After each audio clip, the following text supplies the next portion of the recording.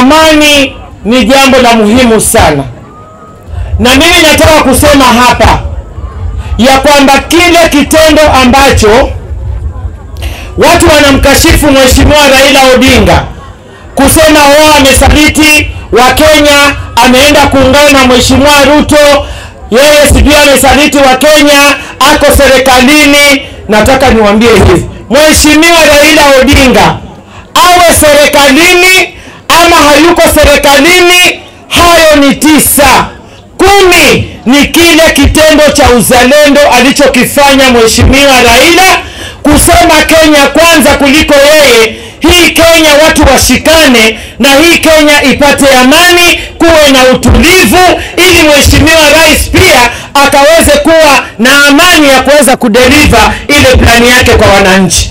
Kwa hivyo sisi kina mama tumekutana leo hapa na kina baba, sote tuko katika nchi ambayo imepata utulivu. Hakuna tena masuala ya kuvutana hapa na pale, nchi imetulia. Kwa hivyo kama yuko serikalini ama hayuko serikalini, hayo ni 9. 10 tunaangalia kitendo cha ukenya na uzalendo aliofanya Raila Odinga, hii nchi ikapata kutulia na mambo yanaendelea vizuri.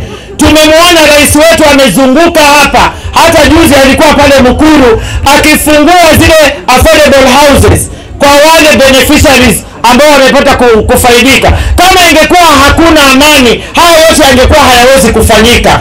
Kwa hivyo tunataka mambo yaendelee tukiwa na utulivu, na mimi nataka nimkumbatie na nikumbatie lile lengo la Mheshimiwa Raila,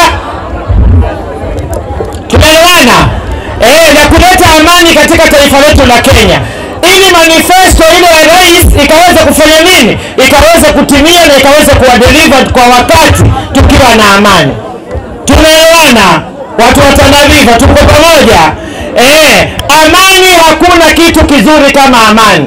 Sasa mimi kwanza nawaombea hao watu wawili, Raila na Mheshimiwa Ruto, wakaweza kushikana kama wanavyoshikana saa hizi, na wale wengine nao pia waje nao, tuwe na Kenya moja ambayo haitubagui kikabila wala kidini wala kirangi wala kijinsia. Tuwe na Kenya moja iliyo solid nyuma ya Mheshimiwa Rais wetu William Samoei Ruto.